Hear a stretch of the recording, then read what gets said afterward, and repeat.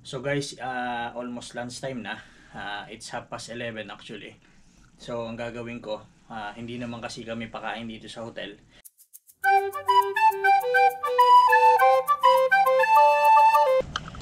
Ito guys, ang kaya ako sa umaga pagka winter na.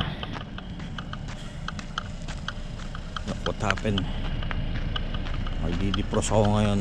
Yung windshield sa harap, at least na-defrost ko na. Dito na lang sa likod, bubuhusan ko na lang ng mainit na tubig galing sa tap.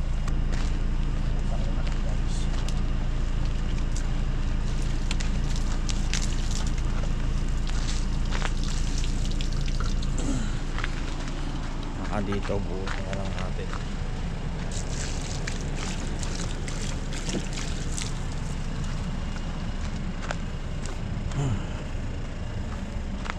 Ito nga ako pag winter.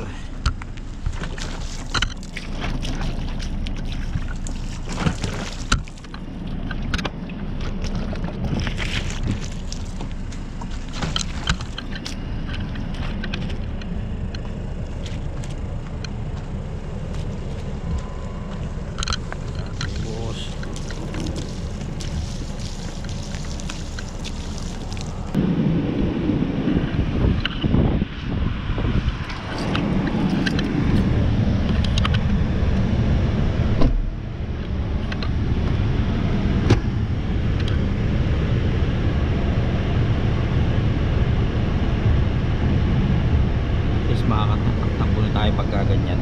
Anong oras na? In charge pa man din ako sa office ngayon. Okay guys, let's go. Hirap mag-drive, ingat tayo.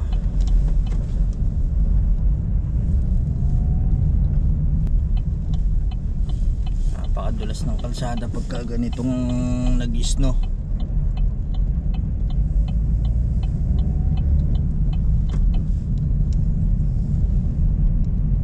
Guys, madilim pa. Ang oras ngayong umaga is only 7:40.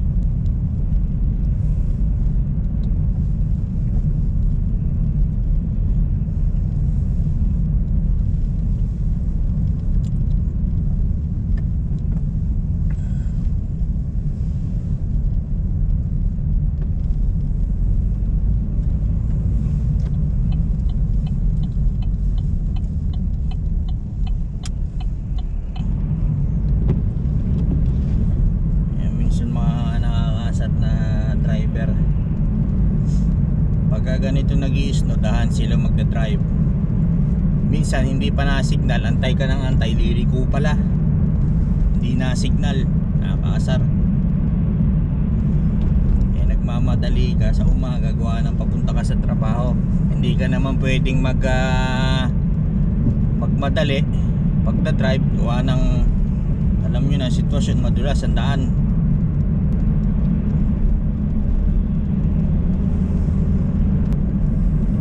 Snow last night. Nako.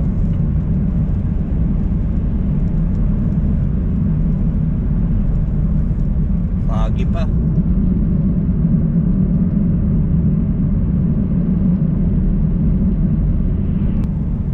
Nung bago pa ako dito sa UK, gustong gusto ko ang snow.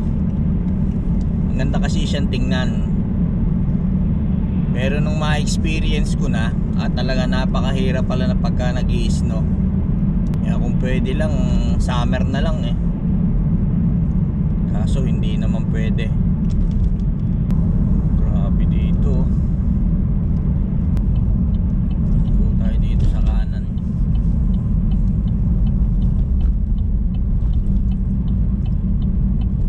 Shortcut.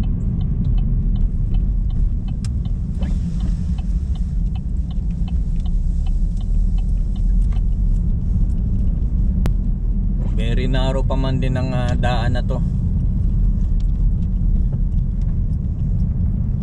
Kaya pagka nag-snow, lalong mahirap daanan tong area na to.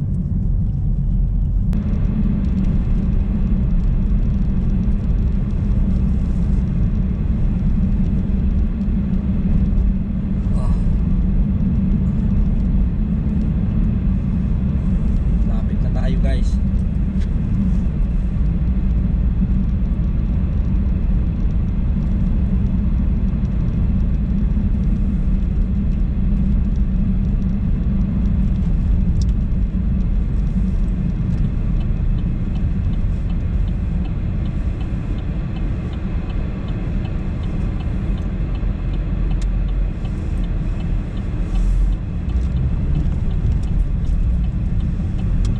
Masyado rito.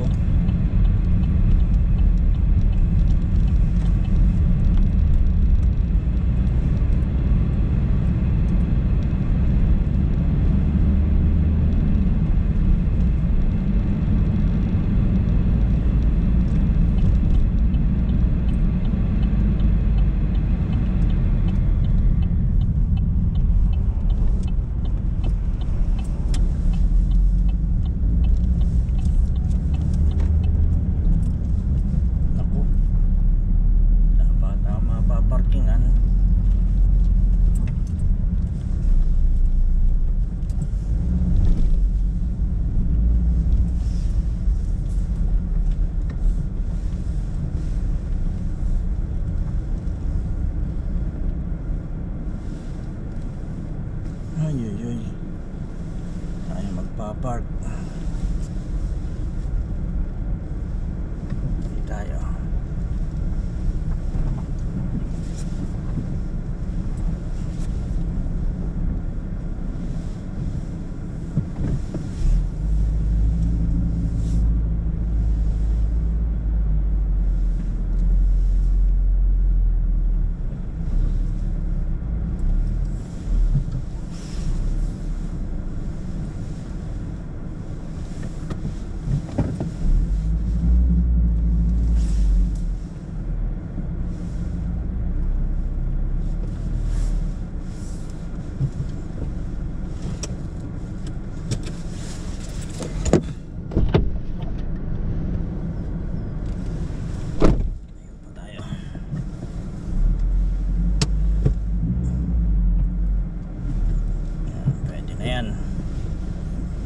Shoot lang na safe yung sasakyan natin.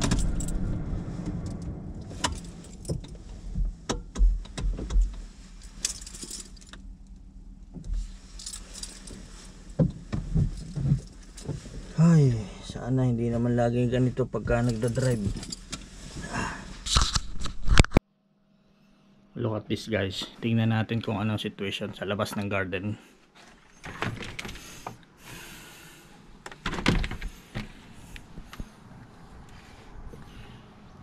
God. Nag-snow last night. So, ganito ang garden ng hotel. Everything is white. But not so bad. At least may makikita ka pa ring green. So, ganitong itsura guys pagka winter. So, yan. I will see you later guys. So guys, almost lunchtime na. It's 11:30 actually. So ang gagawin ko, hindi naman kasi kami pakain dito sa hotel. So ang gagawin ko, lalabas ako. Bibili ako ng meal deal. It's worth 3 pounds. Sa pera natin sa Pilipinas, let's say na 1 pound is equivalent to, sabihin natin 70. So it's about 210 pesos ang meal deal. So sasama ko kayo kung saan ako nabili para makita nyo na gano'n ang buhay dito. Kahit nagtatrabaho ka sa hotel, hindi lahat pakain. So bibili ako ng lunch ko. Sama kayo sa akin guys. So let's go guys. Bibili lang tayo ng lunch.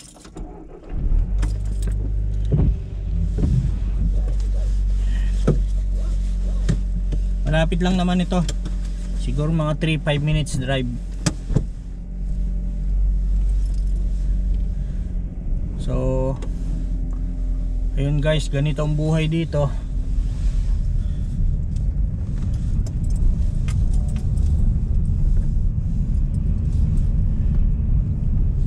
So bibili na lang ako ng meal deal. Actually ang meal deal is isang soft drinks, isang chichirya at saka isang sandwich. nasanay na rin ako ng sandwich. Kasi dito puro sandwich na lang ang kain. It's up to you kung magra-rice ka. Pero kami sa bahay palagi kaming naka-rice.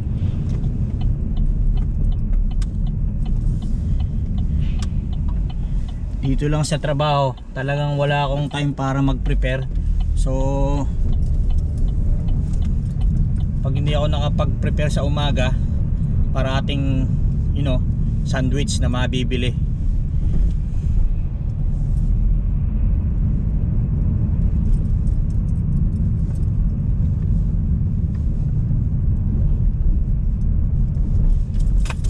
so malapit lang ito.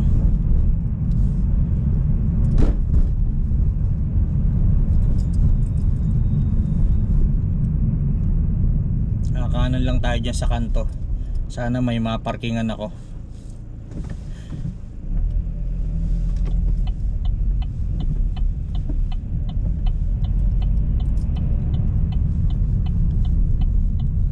Kakanan lang tayo dito.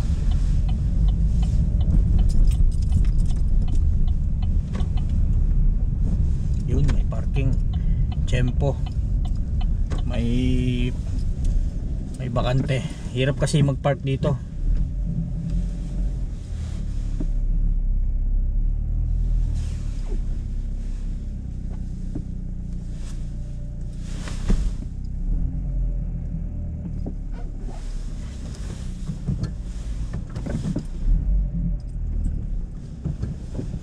Pwede na siguro to. Hindi ko na kayo sasama guys sa loob. So ito guys yung sinasabi kong meal deal na pwede na, mura na. Lunch, may sandwich, may Pepsi at merong pizzeria. So yan yung meal deal na tinatawag. Pwede na makaraos. So ganito yung sitwasyon ko rito pagka lunch. Nagla-lunch ako solo sa isang kwarto. And yun yung lunch ko. So ganyan yung mga OFW na nagtatrabaho sa abroad. So minsan merong pang mas worse na mga kababayan tayo nagtatrabaho sa abroad na mas worse pa ang sitwasyon nila. I'm lucky dahil ganito sitwasyon ko rito. And of course kung kayo dyan sa Pilipinas, may mga kamag-anak na nasa abroad at nagpapadala ng pera, try to wag yung ubos-ubos biyaya. Ganito yung buhay nila and pahalagahan natin yung pinaghihirapan nila. So yun lang guys, kakain muna ako. So yun guys, tapos na ating trabaho dito sa hotel. It's now 4 o'clock ng hapon. Medyo madilim na, parang 7 o'clock na ng gabi, but it's actually 4 o'clock pa lang ng hapon. So guys, pauwi na tayo tapos ng trabaho natin dito sa hotel. So it's 15 minutes drive. After that, magkakape lang tayo o magme-merienda dahil hindi dyan natatapos ang aking maghapon. Meron pa akong trabaho, magsisimula 5 o'clock. So pag uwi ko, magme-merienda lang ako, then hataw uli ako. Magsisimula ako ng 5 o'clock hanggang 8 o'clock ng gabi. So see you later guys. At hindi ko na kayo isasama dun sa second job ko. So dito ko na puputulin ang vlog na to guys. So kung bago ka sa akin channel, please subscribe to my channel. At pakipindot mo na rin yung bell button icon dyan sa ibaba para palagi kang updated sa aking mga video. So hanggang dito na lang guys. Ito yung Papa Piggy na palagi nagsasabi, bawal ang negative kaya dapat stay positive. So hanggang dito na lang and I will see you again sa susunod na vlog. Bye for now.